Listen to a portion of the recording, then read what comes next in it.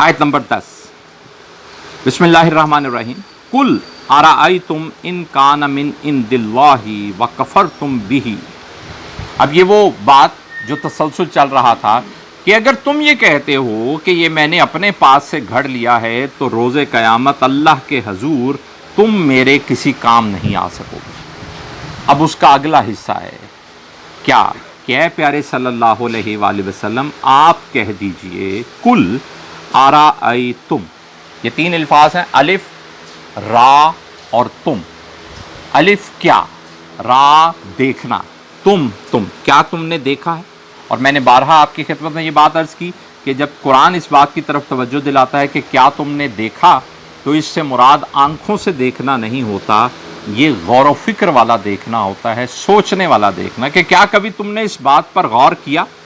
اے پیارے صلی اللہ علیہ وآلہ وسلم آپ ان لوگوں سے یہ کہیے کہ اے لوگو، کیا کبھی تم نے کبھی اس بات پر غور کیا ہے، ان اگر کانا ہوا من عند اللہ، اللہ ہی کی طرف سے، ادھر ہی دیکھیں، کیا کبھی تم نے اس بات پر غور کیا ہے کہ ان اگر کانا ہوا من عند اللہ، اللہ کے پاس سے، اللہ کی طرف سے، ادھر لے آئیے، پیچھے نہیں نکلے، بسم اللہ الرحمن الرحیم، قل آپ کہہ دیجئے ارأیتم کیا کبھی تم نے غور کیا ہے، ان اگر کانا یہ ہوا من طرف سے، ان دی پاس اللہ کہ اگر یہ اللہ کی طرف سے ہوا، اللہ کے پاس سے ہوا، کیا یہ قرآن؟ اے پیارے صلی اللہ علیہ وآلہ وسلم آپ ان لوگوں سے یہ کہہ دیجئے کہ اے لوگو، کیا کبھی تم نے یہ جو انکار کر رہے ہو، کیا کبھی اس بات پر غور کیا ہے کہ اگر یہ اللہ ہی کی طرف سے ہوا، وَكَفَرْتُمْ بِهِ، اور تم اس کا انکار کر چکے ہو، اور کفرتم تم انکار کر چکے، بِهِ اس کا، وہاں سے عمران بھائی جگہ گندی ہے، اس لیے ادھر اگر شہزاد بھائی کے پاس آ جائیں،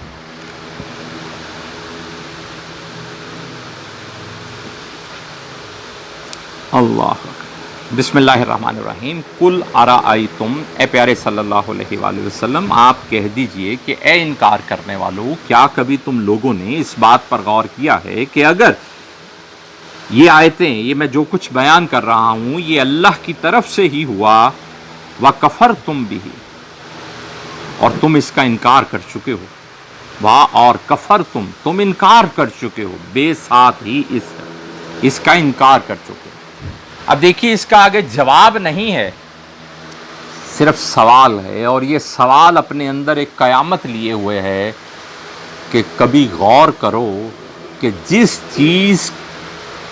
کو تم مان نہیں رہے، جس پر عمل نہیں کر رہے، حقیقت تو یہی ہے، یہ اللہ کی طرف سے ہے، لیکن تم اس لیے نہیں مان رہے کہ تمہارا اقتدار خطرے میں ہے، اس لیے تم سرے سے انکار کر دیتے ہو کہ یہ اللہ کی طرف سے ہے ہی نہیں، نعوذ باللہ۔ لیکن اگر کبھی غور تو کرو اس بات پہ کہ اگر یہ ہوا اللہ کی طرف سے، تو پھر تم لوگوں کا انجام کیا ہوگا، پھر کیا بنے گا تمہارے ساتھ، تمہارے بچاؤ کی پھر کوئی صورت باقی بچتی؟ جبکہ تم اس کا انکار کر چکے ہو، کفر تم بھی، تم اس کو ماننے سے انکار کر چکے ہو۔ اب ساتھ یہ کہا جا رہا ہے کہ بنی اسرائیل میں سے ایک گواہ اس جیسی ہی ایک چیز کی گواہی بھی دے چکا اور اس کتاب پر بھی ایمان لایا۔ اب ترجمہ پڑھتے ہیں، پھر میں عرض کرتا ہوں تفسیر، بسم اللہ الرحمن الرحیم، وَشَهِدَ شَاهِدٌ مِّن بَنِي إِسْرَائِيلَ، اور شاہدہ گواہی دی، شاہدم ایک گواہ نے، من بنی اسرائیل من میں سے، بنی اسرائیل میں سے ایک گواہ اس کی گواہی دے چکا، علا پر مثلی ہی اس کی مثل، یعنی اس کتاب جیسی ایک کتاب کے بارے میں بنی اسرائیل کا ایک گواہ گواہی دے چکا، فآمنا پس ایمان لایا وَاسْتَكْبَرْتُمْ اور تم نے تکبر کیا. بنی اسرائیل میں سے ایک شخص اس جیسی کتاب کی گواہی دے چکا، پس ایمان لائے وَاسْتَكْبَرْتُمْ جبکہ تم نے تکبر کیا. تکبر کرنا ماننے سے انکار کر دیتا. اب دو باتیں یہاں پر بھی ہیں. پہلی بات یہ کہ کیا کبھی تم لوگوں نے اس بات پر غور کیا کہ جس بات کے تم من جانب اللہ ہونے سے انکاری ہو، اگر یہ واقعی من جانب اللہ ہوا تو کیا معاملہ بنے گا؟ اب اس کا جواب نہیں دیا گیا، لیکن یہ سوال میں نے عرض کیا کہ اپنے اندر ایک پورا جہان لیے ہوئے ہے کہ سوچ لو پھر کیا ہوگا. اور دوسری بات یہ ہے کہ بنی اسرائیل کا ایک گواہ بھی اس جیسی ایک کتاب کی گواہی دے چکا، پس وہ ایمان لائے جبکہ تم لوگوں نے تکبر کیا. اب یہ بنی اسرائیل میں سے ایک گواہ کون ہے جس کا یہاں تذکرہ ہوا ہے؟ اب مفسرین نے یہاں پر بھی بحث کی ہے. ایک خیال یہ ہے کہ یہ بات حضرت عبداللہ بن سلام رضی اللہ تعالیٰ عنہ کے متعلق ہے کہ وہ یہود میں سے تھے اور انہوں نے اس جیسی ایک کتاب کی گواہی دی تھی، یعنی توریت کی، اور پس وہ ایمان لائے. یہ بات سمجھ لیجئے کہ حضرت عبداللہ بن سلام رضی اللہ تعالیٰ عنہ ہجرت مدینہ نبی کریم صلی اللہ علیہ وسلم کی ہجرت کے بعد ایمان لائے تھے. یہ سورہ مکی ہے بالاتفاق، یعنی اس سورہ کی کسی آیت کے متعلق مفسرین کا یہ خیال نہیں ہے. حالانکہ کچھ ایسی مکی صورتیں ہوتی ہیں کہ جن کے بارے میں ہوتا ہے کہ اس کی 2 آیتیں 3 آیتیں مدنی ہیں، باقی یہ سورہ مکی ہے، لیکن اس سورہ کے متعلق ایسی کوئی رائے نہیں ہے. اچھا، دوسرا خیال یہ ہے مفسرین کا کہ یہ بات حضرت موسیٰ علیہ السلام کے متعلق ہے کہ بنی اسرائیل میں سے ایک شخص اس کی گواہی دے چکا، بس ایمان لائے. یعنی حضرت موسیٰ علیہ السلام کے پھر ماننے والوں میں سے لوگ ہیں جو اس پر ایمان لائے. اس بات کے اعتبار سے بھی ابھی ایک آیت کے بعد ہی حضرت موسیٰ کا نام لے کر تذکرہ موجود ہے اور توریت کا تذکرہ موجود ہے. تو یہ خیال بھی کوئی دل کو لگنے والا نہیں ہے کہ ایک آیت پہلے بغیر نام لیے حضرت موسیٰ علیہ السلام کا کہا جائے کہ بنی اسرائیل کا ایک گواہ گواہی دے چکا، اور پھر ایک آیت کے بعد حضرت موسیٰ اور توریت کا نام لے کر پھر تذکرہ کیا جائے. تو یہ بات بھی کوئی ایسی دل کو لگنے والی نہیں ہے. تیسرا خیال یہ ہے کہ یہ گواہ کا تذکرہ بطور اسم جنس ہے، یعنی یہ کسی واحد کا تذکرہ نہیں ہے، یہ مکمل اہل کتاب کا تذکرہ ہے، یعنی پوری جنس کا تذکرہ ہے کہ یعنی اہل کتاب میں سے کئی ایسے ہیں کہ جو اس قرآن کے مثل کتاب کی بھی گواہی دے چکے اور پھر اس پر بھی ایمان لائے. اب یہ تذکرہ بھی ایک خیال ہے کہ اس کے کوئی سیاق و سباق کے اعتبار سے بھی کوئی ایسی وضاحت موجود نہیں ہے. اب ایک چوتھا خیال ہے کہ یہ تذکرہ ہے حضرت عیسیٰ علیہ السلام کا. اس اعتبار سے یہ آسان ہو جاتی ہے بات سمجھنی کہ میں پہلے بھی ایک دفعہ آپ کی خدمت میں یہ بات عرض کر چکا کہ توریت اور انجیل کے درمیان جو ایک نوعیت کے اعتبار سے فرق ہے وہ یہ ہے کہ توریت کتاب شریعت تھی جبکہ انجیل کتاب حکمت تھی. وہ شریعت کی کتاب نہیں. حضرت عیسیٰ علیہ السلام بھی شریعت کے اعتبار سے توریت ہی کے پیروکار تھے. انجیل جو ہے وہ حکمت بری باتوں پر مشتمل ہے، نصیحتوں پر مشتمل ہے، اس میں کوئی حکم نہیں ہے، شریعت کا کوئی حکم نہیں ہے جو امت پر بطور قانون لاگو ہوتا ہو. اور انجیل وہ کتاب ہے توریت اور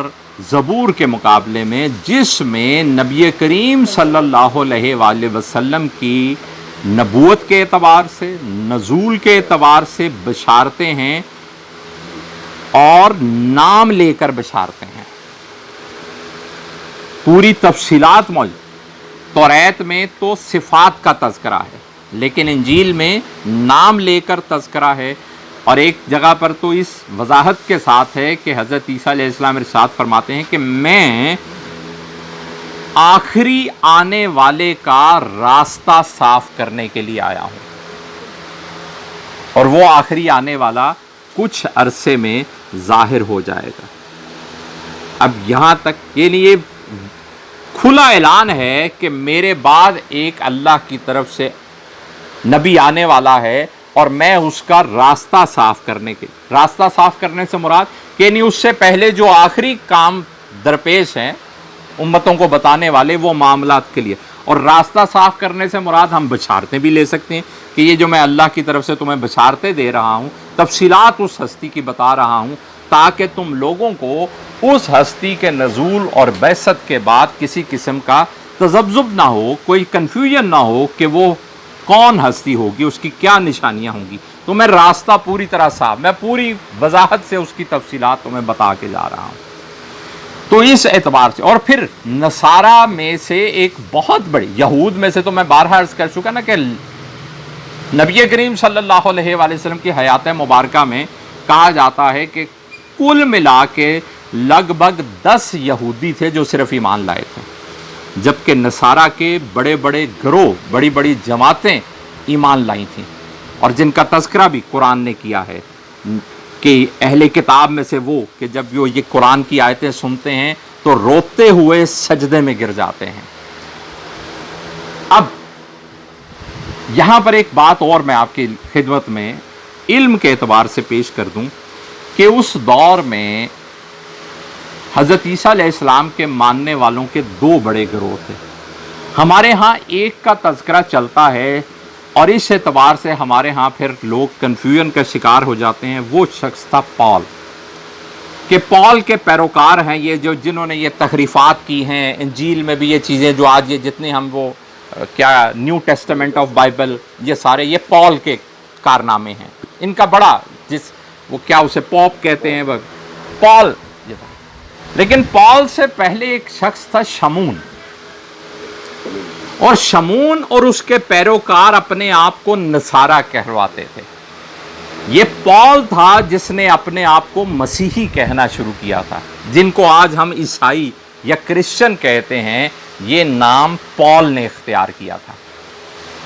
تو قرآن جن نصارہ کی بات کرتا ہے وہ شمون کے پیروکار ہیں، اور روایتوں میں آتا ہے کہ اس دور میں نبی کریم صلی اللہ علیہ وآلہ وسلم کے دور میں شمون کے سارے پیروکار علل اعلان نبی کریم صلی اللہ علیہ وآلہ وسلم پر ایمان لے آئے تھے۔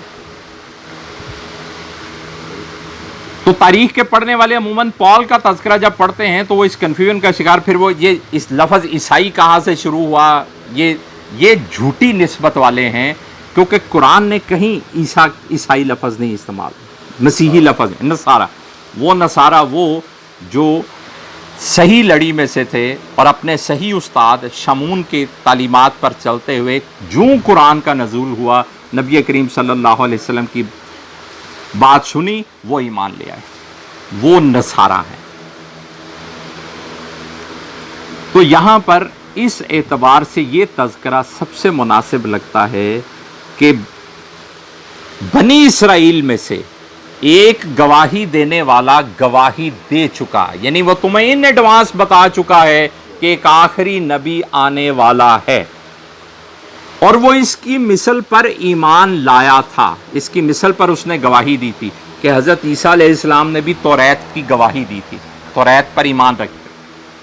فآمنا، اور ان کے ماننے والے، جو ان کے ماننے والے پھر شمون کی لڑی میں شمون کے شاگرد تھے، وہ سارے ایمان لائے۔ وَاسْتَكْبَرْتُمْ، جبکہ تم لوگوں نے تکبر کیا، انکار کیا۔ اللہ، بسم اللہ الرحمن، ان اللہ لا یہدی القوم الظالمین، ان بے شک اللہ لا نہیں یہدی ہدایت دیتا قوم الظالمین، ظالموں کی قوم کو، یعنی جو تکبر کرتے ہیں وہ ظالم ہیں۔ تو جو تکبر کر رہے ہیں پھر اللہ بھی انہیں سیدھا راستہ نہیں دکھاتا، وہ ہدایت کے طلبگار ہی نہیں ہیں، وہ تکبر کر رہے ہیں، وہ کہہ رہے ہیں ہمیں خود پتہ ہے، ہم خود سمجھتے ہیں۔ تو اے پیارے صلی اللہ علیہ وآلہ وسلم، آپ کہہ دیجئے کہ نہ ماننے والوں، کیا کبھی تم لوگوں نے اس بات پر غور کیا کہ اگر یہ باتیں من جانب اللہ ہوئیں تو تم لوگوں کا انجام کیا ہوگا، کہ جب کہ تم ان کا انکار کر چکے ہو؟ اور پھر بنی اسرائیل میں سے ایک گواہی دینے والا اس جیسی ہی ایک کتاب کی گواہی دے چکا، اور اس کے پیروکار اس پر ایمان لائے، جبکہ تم نے تکبر کیا تو اللہ بھی